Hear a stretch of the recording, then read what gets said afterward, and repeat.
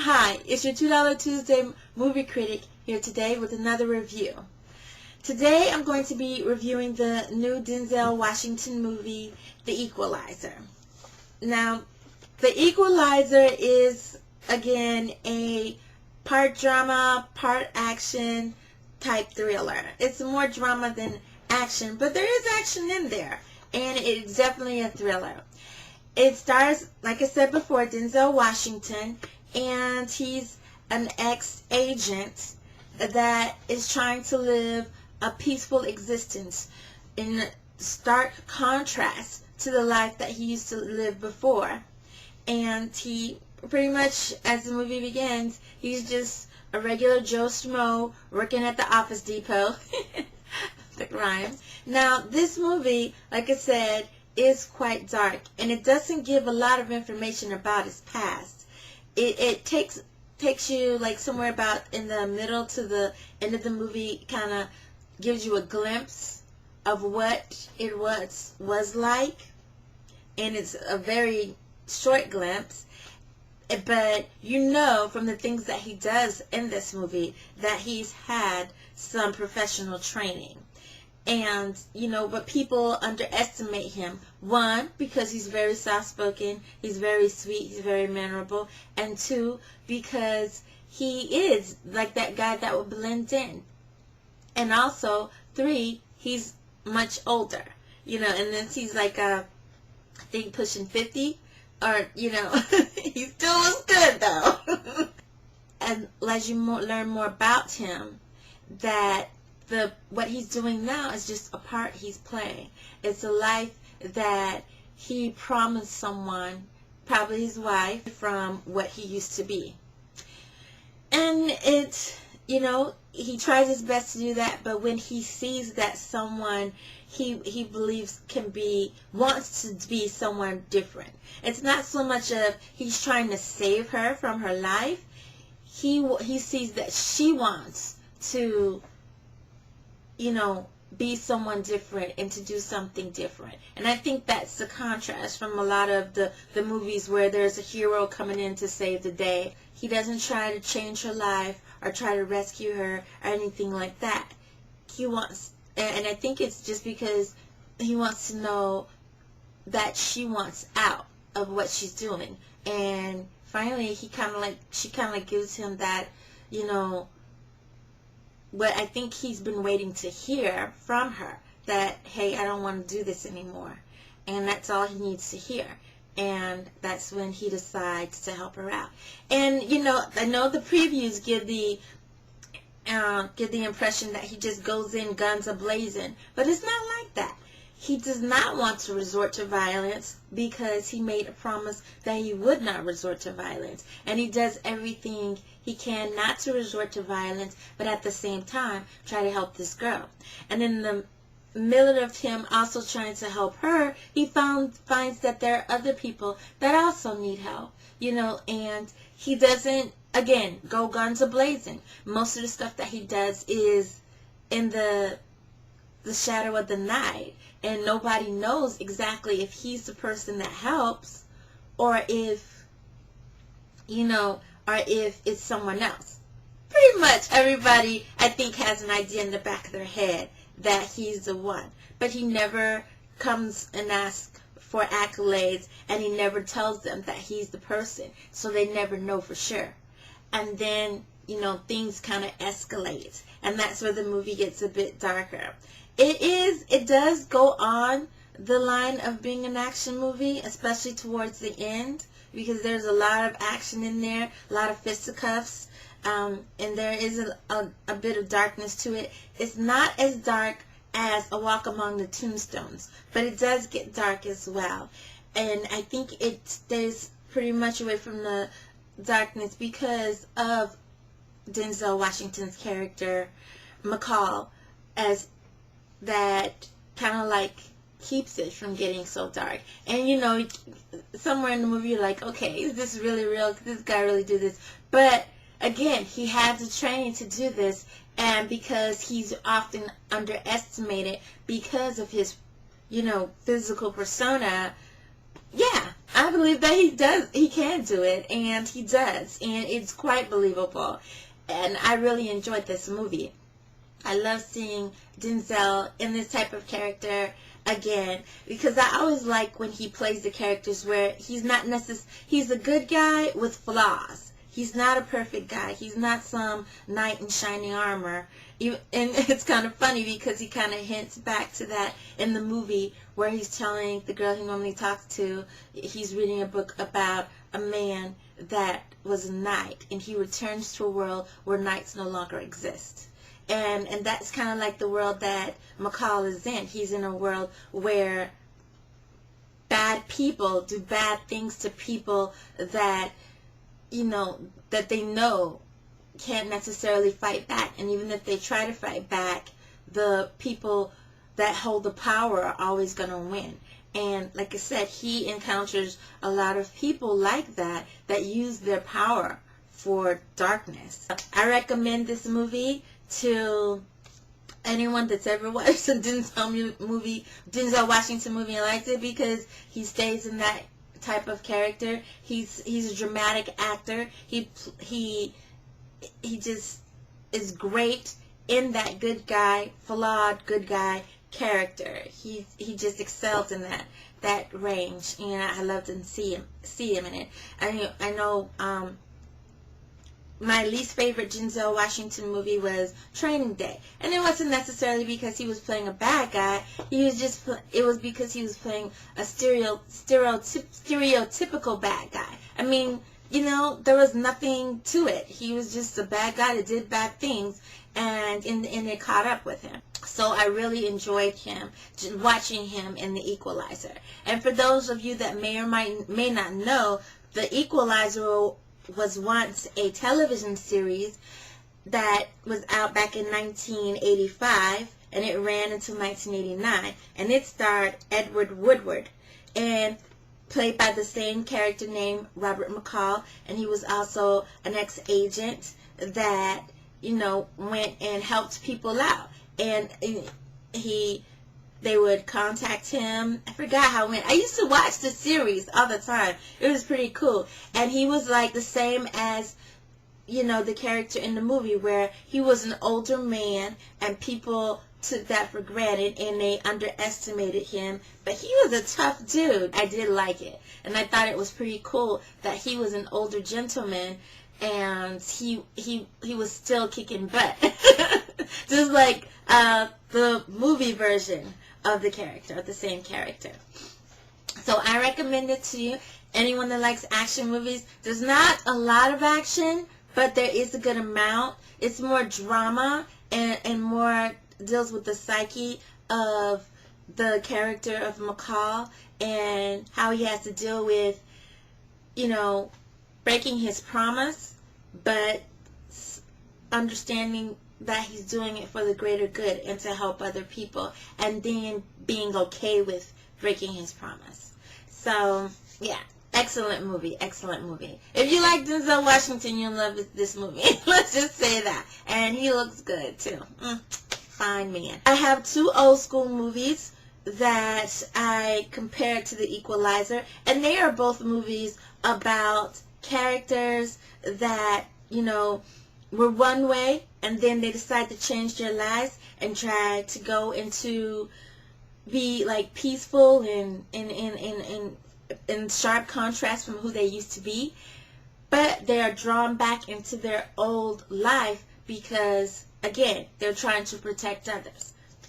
So the first movie, which may or may not come as a surprise to most, is Man on Fire. Now, of course, this stars Denzel Washington too, and even when I saw the previews for The Equalizer, I was thinking of Man on Fire, and the more I watched the movie, I was like, this is totally like Man on Fire. Of course, in this movie, Denzel Washington is Creasy, and he plays an ex-assassin, and he's only, in the movie, he's only in charge of taking care of one person, and that's Dakota Fanning's character. The movie is just so beautiful. I mean, everything about the movie. Even the scenes where he's torturing people.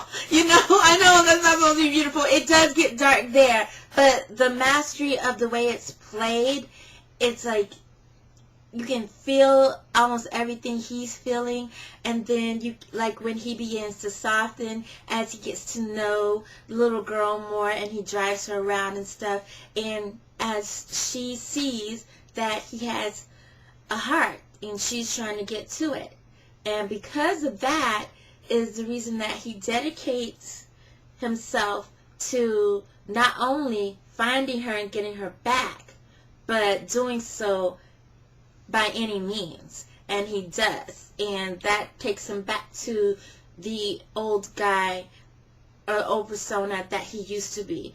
As Christopher Walken's character says in the movie, Creasy, he's getting ready to paint his masterpiece, which he does, because he does some really, really awful things to some really awful people, all in the name of finding this little girl and bringing her back to her mom. Man on Fire came out in 2004, and it was a great movie. It was, and it still is. The stuff in The Equalizer gets dark too, but I think Man on Fire was way darker than The Equalizer. He gets pretty dark in there, and I think that's why they chose the ending that they did for Man on Fire.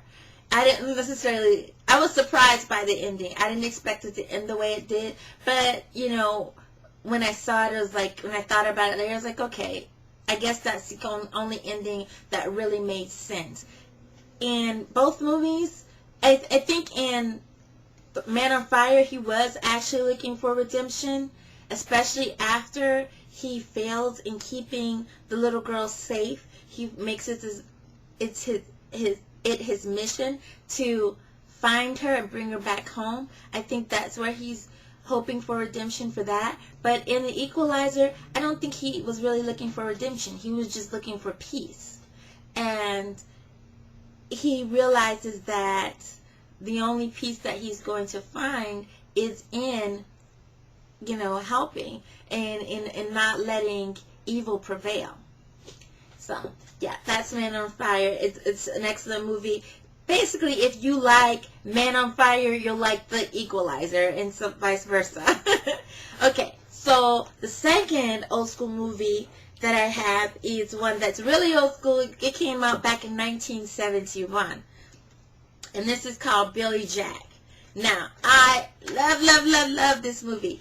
I never saw it at the movies, of course. I wasn't even born when this movie came out, but I saw it years later on television with me and my brother. This movie, just like The Equalizer and Man on Fire, has a lot of heart. Billy Jack is played by the late, great Tom Laughlin, and he's an ex-Green Beret. So again, he's had professional training, and he comes back to he comes to a local town and just decides that, you know, he wants to forget about that life, because as a Green Beret, he fought in Vietnam War, and he didn't want to remember the things that he saw during that time. He just wanted to live a life of peace and in sharp contrast to the soldier that he had to be in that war. So, you know, he does so. He tries to, you know, just be peaceful.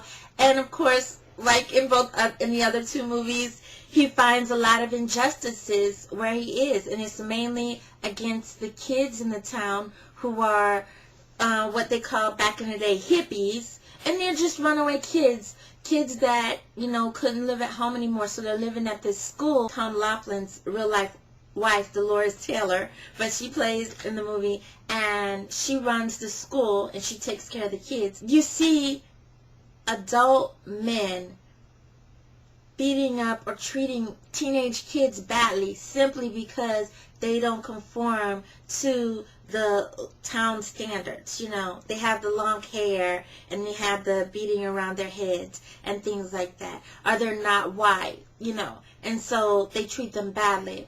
And Billy Jack comes in, he's like, I'm not going to stand for it anymore. When Billy Jack comes, she's not necessarily liking what he's doing, but she does appreciate the fact that he is trying to help protect the kids and also to protect the Native American reservation where he's living, because Billy Jack is a part Native American, part white. He's what they call in the movie half-breed.